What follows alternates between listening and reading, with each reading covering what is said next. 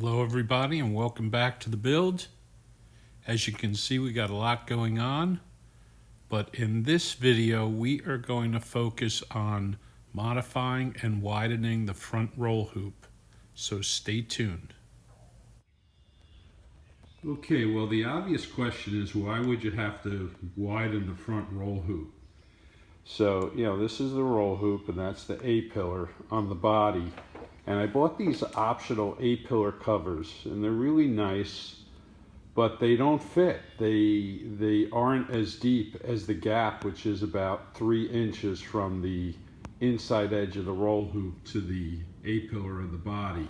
Now you can always widen the A-pillar covers, but to me it just becomes too thick and doesn't really look good, and is a bit of a visual distraction inside the car. Okay, so we're going to move the foot of the A-pillar over, and I made a mock-up on the passenger side, and you can see that, down here we have a good over an inch, brings it in well over an inch, and then around here about a half an inch, and so forth. So instead of making a whole new front hoop, which, would just be expensive, and it's sort of a non-constant radius turn, so it's sort of hard to do. I'm going to see if I can cut the hoop in half and then spread it out and then weld it back up. And I think it'll be a good solution. All right, we'll take a look at the A-pillar covers and get the body off the car, and I'll show you how we're going to do this. Okay, well this is the A-pillar cover, and it's pretty cool. I mean, this integrates into the dashboard, but basically this goes right about there. Let's see, yeah, it's about the height. So you can see there's a pretty decent gap. It's a good half an inch all around.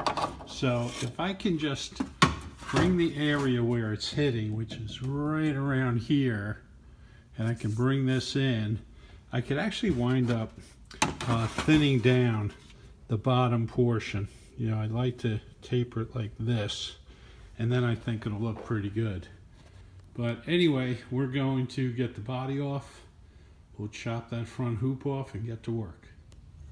Okay, all right, so got my band clamps placed. I always use these stainless band clamps as a guide when I cut the tubing, whether it's the cooling tube, the exhaust tube, or these tubes. I've cut about 1.5 inches from here, because the idea is when I weld it all back together, I'll have a slug inside the tube, and I need it, I need it a good distance so I can do a rose weld and weld in the slug and then weld around it. So that's the idea. So I'm going to cut this off. Then I'll cut the roll hoop in half, and then we'll take a look.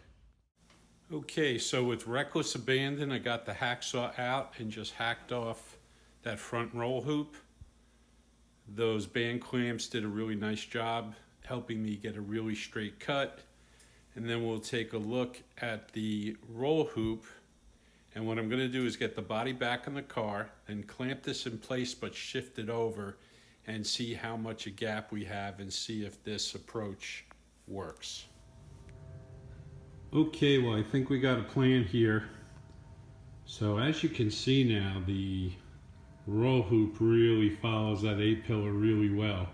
And what I did was I just clamped it in there and slid it over. I also added a 1/4 inch spacer there, so I'll wind up modifying the flange and raise that up a 1/4 inch. And let's do this. I'm going to grab the A-pillar cover and I'll show you how it looks.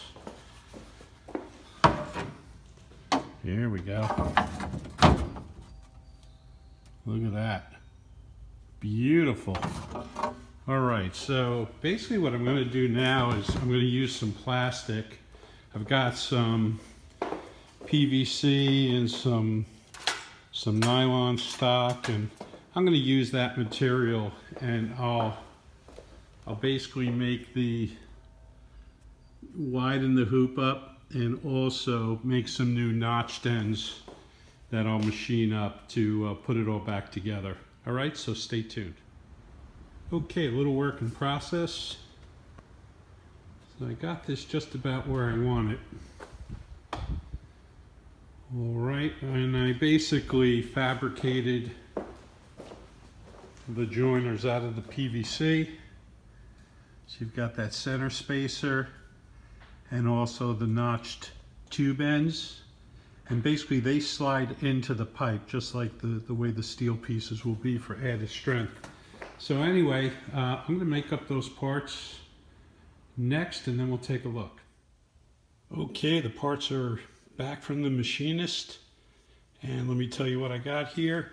These are the notched ends that are going to connect to the roll hoop. So I cut these out with the 1.5 inch hole saw.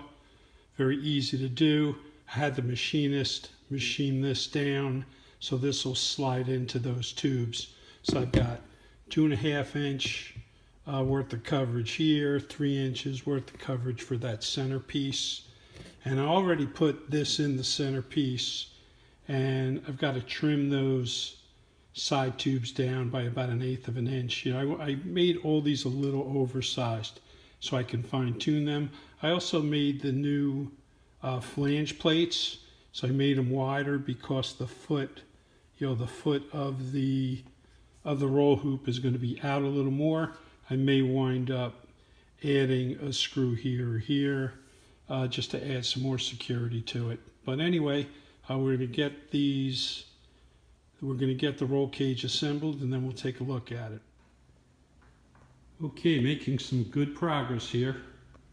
So as you can see, we've got that center section fitted in, put a little beveled edge there, add a little more surface area for the welding, and then some holes for a rose weld.